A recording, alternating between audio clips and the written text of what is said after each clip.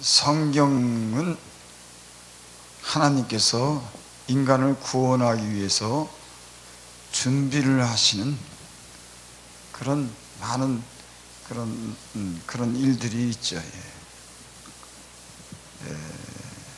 창세기 4장 26절에 보면은 가인이 아벨을 죽이고 저가 저주받고 땅도 저주받아서 유리하는 자가 되죠. 그리고 하나님께서 이 가인 대신 셋을 주시고 셋을 통해서 에노스를 낳고 에노스가 비로소 하나님의 이름을 불었다, 그런 말씀이 나옵니다. 창세기에서부터 보면은 하나님께서 이 경건한 사람들을 택하시고 그들을 위해서 하나님의 구원을 이루시는 것을 볼 수가 있습니다. 그 다음에는 또 세상에 많은 사람들이 그 계획하는 바가 악해서 하나님이 또 홍수로 인류를 멸망시키죠. 거기도 보면 노아라고 하는 사람을 택합니다. 준비시키는 거죠.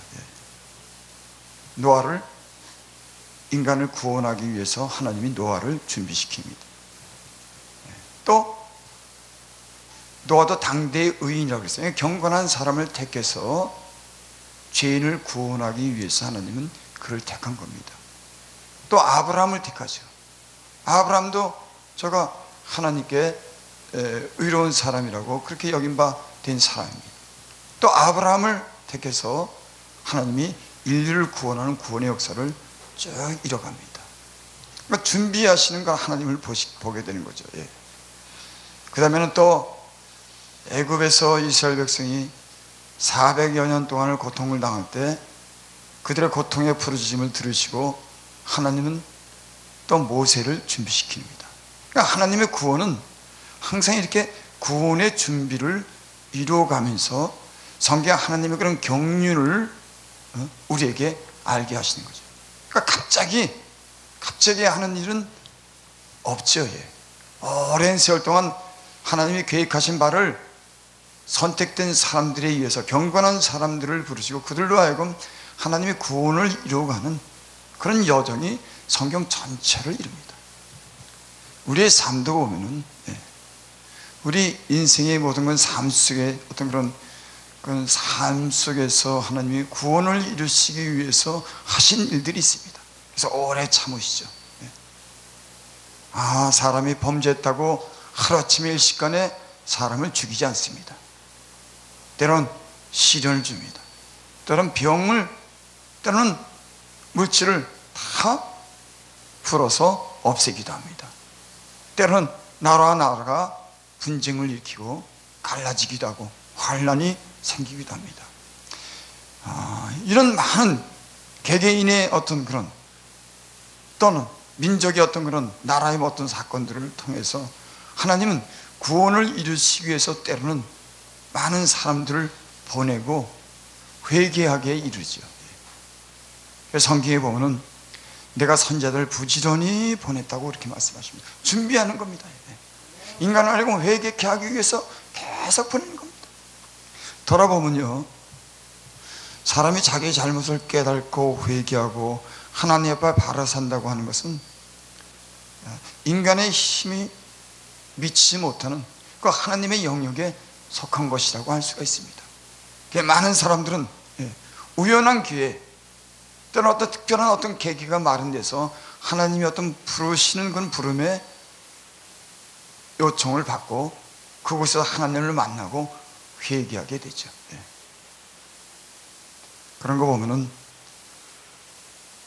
하나님의 구원의 그런 계획은 인간이 헤아릴 수 없는 그런 신비한 그런 때는 시기와 우연을 하나님께서 정하시고 인간을 구원하기 위해서 하나님이 계획하시고 작정한 일을 각 사람에게 또는 민족에게 하나님은 이루시는 걸 우리가 성경을 통해서 알 수 있는 줄을 믿습니다. 오늘 말씀 보면은 예수님이 이 땅에 오기 전에 세례 요한을 보냅니다. 세례 요한을 왜 보냈을까요? 왜? 예수님이 직접 오셔서 구원의 일을, 복음을 전하시고 인간을 구원하시는 일을 하면 되는데, 예수님은 세례 요한에게 세례를 받습니다. 그때 세례 요한이 어떻게 당신께서 내게 세례를 받냐 그럴 때, 모든 일을 협력해서 합당한 의를 이루기 위해서 세례 요한에게 세례를 받는다, 그래서 허락했습니다. 세례 요한이 와서 이 땅에서 예수님이 오기 위한 그런 길을 저가 준비하는 그런 작업을 했습니다. 그 준비하는 작업이 이스라엘 백성들로 하여금 회개케 하는 일이었어요. 여러분, 무슨 말씀인지 이해가 되시죠? 갑자기 주님이 오신 게 아니라 세례 요한을 통해서 저희들이 하나님 앞에 범죄한 사실에 대해서 깨닫게 하고 그 주님이 오심을 맞이할 수 있는 그런 준비를 저들이 한 줄을 믿습니다. 그러니까 세례 요한이 와서 회개에 대해서 전파했습니다. 바리새인들, 서기관들 책망했습니다. 하나님의 말씀을 가르치고 전하는 이런 이스라엘의 선생이고 지도자인 이런 사람들을 책망했어요. 왜? 저들이 하나님의 말씀을 바르게 가르치고 바른 삶을 통해서 이스라엘 백성을 인도해야 됐습니다. 근데 그 율법이 자기 의를 드러내고 높은데 앉기를 좋아하고 길거리에서 긴 옷을 입고 기도하고 사람들에게 보이기 위한 하나님의 영광을, 하나님의 의로운 말씀을 전하는 것이 아니라 자기들의 의를 나타내기 위해서 많은 대접을 받았어요. 그래서 예수님께서 또 세례 요한도 예수님이 오기 전에 많은 책망을 했습니다. 여러분, 오늘날 사실 우리 주의정들 목사님들이 이 2000년 전에 있었던 세례 요한이 서기관들과 바리새인들, 대제사장들을 책망하고 회개케 하는 독사의 자식들아, 심지어는 예수님께서 그렇게 지도자들을 향해서 그런 말씀을 한 것이 이 시대에도 무관하지 않은 줄 믿습니다. 여러분, 역사는 어떻게 보면 반복되는 겁니다.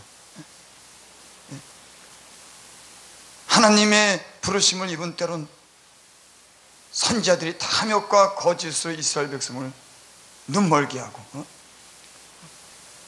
많은 지도자들이 하나님의 뜻을 전하는 앞장서서 본이 되어야 됨에도 불구하고 이스라엘 많은 역사들은 그렇게 부패하고 하나님의 심판을 자초한 일이 사실은 선지자들의 부패, 제사장들의 부패가 사실 있었습니다. 성경이 그렇게 그러니까 백성들은 지도자를 통해서, 그들의 삶을 통해서, 말씀을 통해서 배워야 되고 그들을 따라가야 함에도 불구하고 이 앞장서서 인도에 될 이런 부패된 많은 선지자들과 지도자들로 하여금 회개케 하지 못하고, 그래서 오히려 바른 선지자들이 하나님의 길을, 바른 길을 가르치고 책망하고 회개하게 돌아오기를 선포했을 때 그들은 안전하다, 평안하다, 잘 될 거라고 했어요. 아니, 제가 성경이 그렇게, 성경의 역사는, 여러분 성경의 역사를 이렇게 뒤돌아보면 이런 역사가 반복됩니다. 여러분, 이상하지 않습니까? 이런 역사가 계속 반복되는 거예요. 거짓이 진실보다도 더 많이 팽창하고 오히려 진리와 참이 감춰지고 때로는 모욕을 당하는 성경의 역사가, 그거는 이 세상의 공중권세 잡은 자들이, 세상의 정사와 권세를 잡은, 세상의 임금들에 의해서 지배를 받는 이 세상이 하나님께서 그들에게 일시적으로 내어줬기 때문에 하늘의 악한 영들과 세상의 왕들이 타협하고 결탁해서 이 세상을 건설하는 그런 하나님의 어떤 예정과 계획이 그 안에 있는 줄 믿습니다. 거기는 하나님의 의로우심과 하나님의 거룩하심과 하나님의 구원을 온전히 이룬다고 하는 그런 뜻이 그 안에 있기 때문에 이 모든 것을 허락하고 하나님의 영광이 그 모순과 부조리와 어떤 그런 실패 속에서, 죄악 속에서 하나님이 친히 영광을 받으시기 위해서 구원하시는 구원을 이루신 줄을 믿습니다. 세례 요한이 와서 백성들에게 회개하기를 선포했습니다. 그래서 많은 사람들이 요단강가에 와서 저희가 세례 요한 앞에 세례를 침례를 받습니다. 내가 죄인이라고 하는 겁니다. 예수님이 오기 전에 세례 요한, 이 마지막 선지자 세례 요한이 와서 그 백성들이 회개하지 못하는 예전에 갔던 그런 죄악 속에 살아가는 이 백성들을 향해서 회개하라고 외치는 겁니다. 그때 세례 요한이 그 회개를 선포했을 때 자기가 죄인이라고 깨닫게 낳는 많은 사람들은 예수님이 오셔서 예수님을 영접하고 저희들이 구원에 이르는 구원의 길을 저희들이 선택한 준비를 한 줄을 믿습니다. 저는 이 시대도 죄의 종이 됐든지 성도가 됐든지 죄악에 관용하고 세속의 물결이 교회까지 가득 밀려오는 적당히 사는 이 시대에 누구를 막론하고 하나님의 말씀을 통해서 하나님이 비춰주는 그 진실한 빛을 통해서 회개해야지 된다, 이렇게 생각을 합니다. 여러분, 회개하지 않을 사람이 어디 있겠습니까? 전 요번에 고속도로에서 교통사고로 졸다가 죽을 그런 사고를 당했습니다. 폐차를 시키고 아주 굉장한 난리가 났어요. 아마 하나님께서 저를 구해주시지 않았다고 하면 저는 즉사했을 겁니다. 갈비뼈 2대가 부러지고 하나님이 저를 구원해 주셨어요. 저는 죽음의 순간을 갖다가 저는 겪으면서 잠시 그런 생각을 했습니다. 내가 진짜 정리해야 될 일을 정리하지 못했구나. 죽음 앞에서 한 인간이, 그 영혼이 하나님 앞에 설 때 어째 책망받을 것이 없겠냐 말이에요. 우리 마음이 우리 마음을 책망할 것이 있거든 하물며 하나님이시냐. 진짜 어떤 위기나 죽음 앞에 있는 인간은 하나님을 진심으로 그 앞에 대면했을 때 인간은 그 모든 것이 더 적나라하게 드러나는 줄 믿습니다. 그러니까 그때 내가 이거 죄의 종이지만 내가 정리 못한 게 있구나, 이게. 여러분, 왜 그런 생각이 안 들겠습니까? 아무리 거룩하게 산 사람이랄지라도, 아무리 경건하게 산 사람이랄지라도 죽음 앞에 하나님을 대면한다 그럴 때, 자기 영혼이 떠난다 그럴 때 거기는 더 진지해지는 것을 볼 수가 있습니다. 그래서 성경에 많은 그런 선지자들이 하나님의 영광의 빛이 임재가 임했을 때 저희가 내가 썩은 것 같고 죽은 것 같다는 그런 고백을 했어요. 선지자들은 거룩한 삶을 살았습니다. 경건한 삶을 살았지만은 하나님의 영광의 빛이 임재가 임했을 때 저희들은 죽은 것 같다고 했어요. 우리는 이런 체험이 우리 시험과 환난 속에서 우리 어떤 인간의 위기를 만났을 때 이런 걸 만나면서 다시 주님 앞에 정직한 삶이 요구되는 그런 삶을 따라가는 우리 모두가 되기를 바랍니다. 나는 이 시대가 더욱더 주님 앞에 진짜 마음을 찢고 회개해야 하는 주님의 그런 빛을 원하고 그 빛이, 정직한 빛이, 진실한 빛이, 거룩한 빛이 우리 영혼에 비춰서 우리로 하여금 다시 돌아보게 하고 주님 앞에 서는 그날을 편하게 준비해야 되는 이런 준비도 우리가 아울러서 하고, 이런 준비, 이런 것 때문에 우리의 삶이, 우리가 전하는 이 복음이 더욱더 정직하고 하나님께 바르게 쓰임받는 그런 사람들이 되지 않나 그렇게 생각을 합니다. 여러분, 우리들은 회개할 게 많이 있습니다. 이 세속의 물결, 그래서 디모데서에는 그렇게 말씀했죠. 말세에 고통하는 때가 이르리니 사람이 자기를 사랑하고 돈을 여러분, 고통은 인간이 서로가 사랑하고 배려하고 용서하고 뭔가 서로를 줄 때 거기는 희망이 있는 겁니다. 자기만 사랑할 때 인간은 거기엔 다툼이 생기는 겁니다. 고통이 따르는 겁니다. 어떻게 보면 그 말씀은 자연스러운 결과를 낳는 그런 말씀입니다. 말세에 고통하는 때가 이르니 사람이 자기를 사랑하고, 이 자기를 사랑하기 때문에 다른 사람에 대한 배려보다는 자기 욕심을 차지 위하기엔 치열한 싸움 때문에 인간은 결코 편안함을 누리지 못하는 거예요. 이 시대가 지금 그렇습니다. 자기 욕심, 자기를 사랑하기 때문에 갖기 위한 싸움이 더 경쟁이 치열해지면서 다른 사람을 생각하는 그런 마음이 없어. 이게 말세에 나타나는 징조고 고통하는 때인 줄 믿습니다. 그 다음에 돈을 사랑하고, 여러분, 이거는 이 시대 마지막 때 2000년이라 하신 말씀이지만 2000년이 지난 오늘날 더욱더 말세 치말에 이런 증상이 더욱더 강하게 나타나는 거예요. 아마 영적인 눈을 뜬 사람들 같으면 우리가 하나님 말씀과 기도하면서 우리 심령에 하나님이 비춰주는 진실한 빛과 성경을 본다고 하면 이 시대가 하나님의 그 말씀한 성경과 얼마나 확실한 선과 금이 있는지 우리는 알게 될 거예요.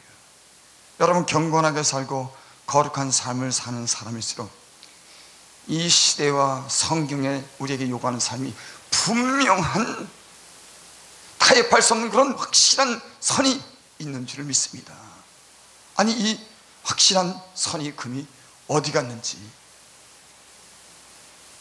오늘 이 시대는 그런 점에서 주의 종들도 그렇고 저는 물론 마찬가지입니다. 타협하고 적당히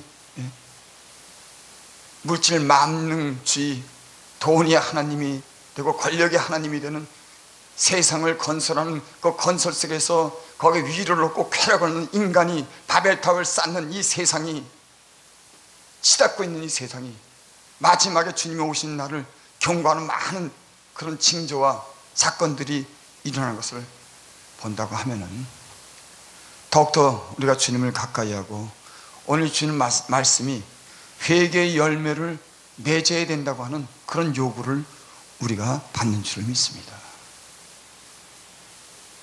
회개하면 그 열매가 있어야죠. 여러분, 나무가 병들었으면 영양을 공급받지 못한다고 하면 그 열매는 열매를 맺지 못합니다. 우리가 주님 안에 있을 때, 주님이 주시는 것을 공급받을 때, 우리의 그 나무가 깨끗하게 됐을 때, 여러분, 거기에는 열매가 맺히는 줄 믿습니다. 그래서 하나님은 우리를 깨끗게 하면서 나무를 깨끗게 하고 그 나무를 보살핌으로 거기에 많은 열매가 거두는 줄 믿습니다. 우리가 지금 살아가는 지금 우리에겐 열매가 있나? 복음 전하는 열매, 여기저기 가서 복음 전하는 열매, 그것도 열매 있으세요. 하나님이 신실한 종들이 하나님의 부르심에 따라서 생명을 살리고 영혼을 위해서 전하는 그 말씀이 성령과 함께하는, 하나님이 함께 일하는 사람들이 말씀이라면 거기에는 많은 도전과 변화가 있을 겁니다. 어떤 사명이 없이 자기를 위한 것이라면 주님이 나중에 물을 수가 있어요. 누구를 위해서 일했냐고. 난 이 점이 굉장히 중요하다고 생각합니다. 그래서 성경에는 그런 말씀이 있죠. 고린도 후서인가요? 우리가 우리를 전파한 것이 아니오 오직 그리스도 예수의 주 되신 것과. 여러분, 이 말씀이 참 심각하지 않습니까? 우리가 우리를 전파하는 것이 아니다. 나는 하나님 말씀을 들을 때 어떠세요? 이런 말씀이 내 마음을 자극하고 나로 깨닫게 하는 말씀이 됩니다. 이 말씀이 그냥 이렇게 해서 우리가 우리를 아니, 너는 누구를 전하냐? 너를 전하냐?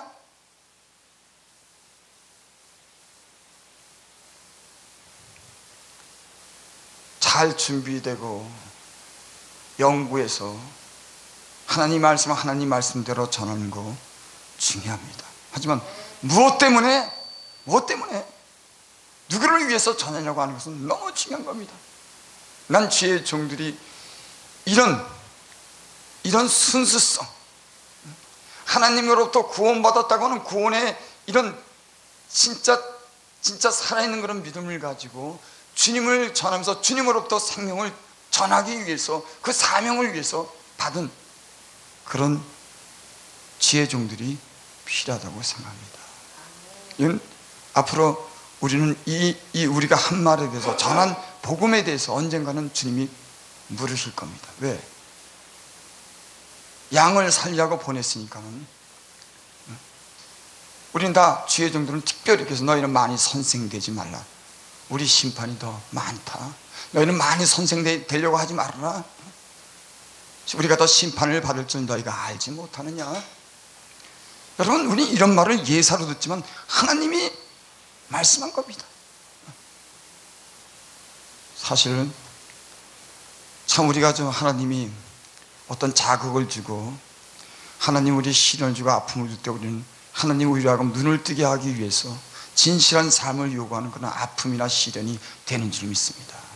이것을, 그러니까 주님도 어떻게 보면은 이런 시련과 질병과 이런 고통을 줘야지만은 더욱더 진지해지는 우리를 아는 겁니다. 만약에 징계가 없다고 하면은, 자기를 돌아보지 않는다고 하면 그건 오히려 불행한 일이 될 겁니다. 사생자가 될지도 모릅니다.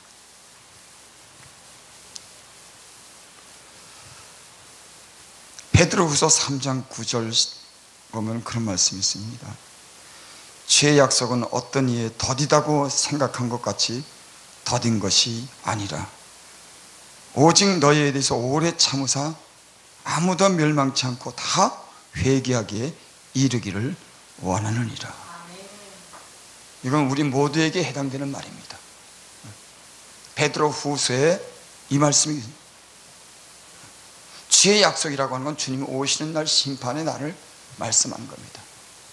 심판의 날은 주께서 말씀한 것처럼 반드시 이 땅에 마지막 주님의 심판이 올 겁니다. 그리고 그때까지는 많은 사람들이 오래 참으신다고 하는 거예요. 오래 참는 이유가 뭐냐면 모든 사람들이 다 회개해서 구원에 이르기를 주님은 원하시기 때문에. 전혀 우리는 신앙생활 하면서 내 생명을 귀하게 여기고 다른 사람의 생명을 귀하게 여기지만은 주님 앞에 서야 된다고 하는 절박감, 우리 영혼이 얼마나 중요한, 이 세상에 잠시 세상에 살다가 언젠가 끝나는 우리 영혼이 모든 것이 끝을 맞고 하나님 앞에 간다고 하는 이런 절실하고 확실한 이런 걸 심각하게 생각지 못해요. 그래서 주님이 이 한 영혼을 구원하기 위해서 얼마나 우리에게 관심을 갖고 그동안 오래 참으셨다고 하는 걸 우리는 모르고 삽니다. 그토록 우리에게 많은 오래 해결기를 사실 인간에게 너무 많이 줬습니다. 나는 다른 사람보다도 저를 통해서 그걸 경험합니다. 하나님이 저같이 쓸모없고 하나님 말씀에 불순종하는 그런 인간에게 얼마나 오래 참으시고 구원하시기 위해서 회개를 기다리고 죄의 종으로서 바른 삶을 살기 위해서 얼마나 많은 기회를 줬는가. 그거는 구원하기 위해서 그러신 줄을 믿습니다. 네. 또 말씀하겠습니다. 고린도후서 7장 10절에 보면은 그런 말씀, 하나님의 뜻대로 하는 근심은 후회할 것이 없는 구원에 이르게 하는 것이요, 회개를 이루는 것은 세상 근심을, 사망을 이루는 것이니라. 하나님의 뜻대로 하는 근심은 후회할 것입니다. 여러분, 예수님 믿고 살다가 보면은 근심이 있지 왜 없겠습니까? 여러분, 우리는 이 세상 부족한 인간이 사는 세상에 자유할 수 없는 그런 양심이라고 하는 게 있는 겁니다. 복음은 우리를 자유케 하지만 우리의 삶이 하나님 말씀대로 살지 못하는, 자유를 누리지 못하는, 우리 양심이 자유를 누리지 못하는, 사단이 때는 참수하고 우리 안에서 우리 양심이 참수하는 자유를 누리지 못하는 게 오히려 자연스러운 겁니다. 어떤 사람들은 죄를 지켜서도 자유하대요. 예수님이 용서하셨기 때문에. 여러분, 죄를 지은 인간은 근심하게 되는 거예요. 죄를 지은 인간은 죄 지은 것에 대해서 크게 후회를 하는 겁니다. 여러분, 그건 너무나 당연한 일입니다. 오늘 이 시대는 사실은 하나님의 뜻대로 살지 못하면서 세상 근심, 세상 것을 원하기 때문에 영적으로 잘못된 일에 대해서 심각하게 생각지 않는 이 시대가 된 거예요. 사실 하나님 앞에, 우리가 성경에는 계시록에 보면 첫사랑을 회복하라고 하는 그런 말씀이 있습니다. 우리가 주님을 만났을 때 깨끗하게 거기서 회개하고 주님의 뜻대로 살기 위해서 얼마나 발버둥 치고 흠이 묻을까 봐 얼마나 우리가 애쓰고 살았는데, 그래서 첫사랑을 회복해라. 순수했죠. 무슨 때가 묻을까 봐 주님을 사랑하는 마음이 다른 것 사랑하면 그게 근심이 되는 겁니다. 조금이라도 죄를 지면 우리 영혼이 아픈 겁니다. 우리는 그런 때가 있었어요. 그래서 주님만 위하고 우리 영혼이 주님을 생각하고 진짜 사랑하고 간절히 주님의 뜻대로 살고 하는 순수한 우리 신앙이 있었습니다. 나는 이 시대도 그런 순수한 신앙이, 우리의 돌아보는 것은 보이는 것이 아니요 보이지 않는 것이니 보이는 것은 잠깐이요 보이지 않는 것은 영원함이라. 여러분, 눈에 보이는 건 우리의 삶을, 우리의 육체를 즐겁게 하고 이 세상 살 동안 필요한 겁니다. 우리는 너무나 우리의 눈에 보이는 것 때문에 우리의 많은 시간을 낭비하고 영적인 것을 잃어버리는 그런 우리 삶이 많습니다. 사실은 우리가 어떻게 해야지 이 세상 것을 조금이라도 초월하고 주님의 신령한 것을 삼하고 그 안에서 우리의 만족을 누리고 영혼의 기쁨을 누리고 지혜를 신령하게 감당할 수 있을까? 여러분, 분명합니다. 세상 것을 갖고 세상 것에 헛하는 것에 주목할수록 우리의 영성은 점점 멀어지기 시작하는 겁니다. 여러분, 그게 필요 없다고 하는 얘기는 아니에요. 우리 육체는 그것을 필요로 합니다. 하지만 육체가 필요한 그 모든 것들이 영적인 것에 목적을 두고 그것을 위해서 우리 육체도 함께 따라가야 된다고 하는 이런 영성이 우리에게 지금 필요합니다. 근데 우리는 반대가 됐어요. 육체적인 걸 위해서 우리의 영이 뒤쫓아가는 겁니다. 우리가 육체가 원하는 것을 먼저 다 하고 우리의 영적인 것을 돌아보는 겁니다. 이 시대가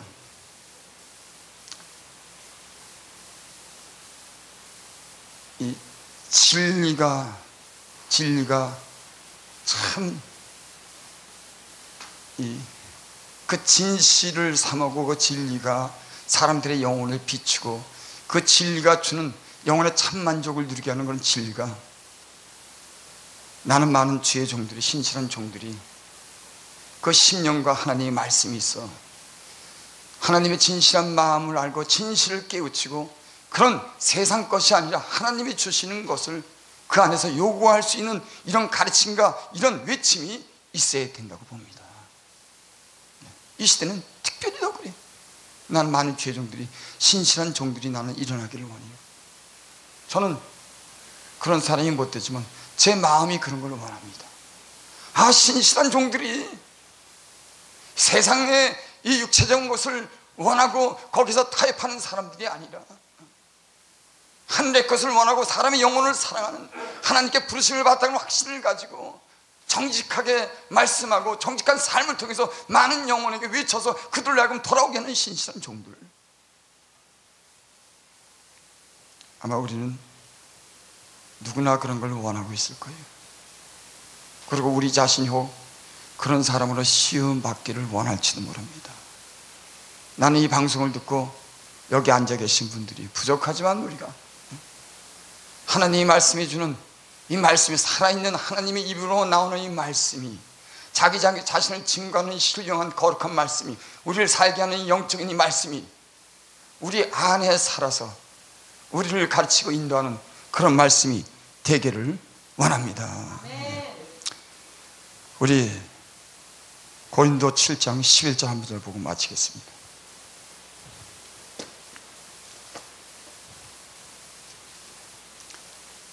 고린도 후서 7장 11절.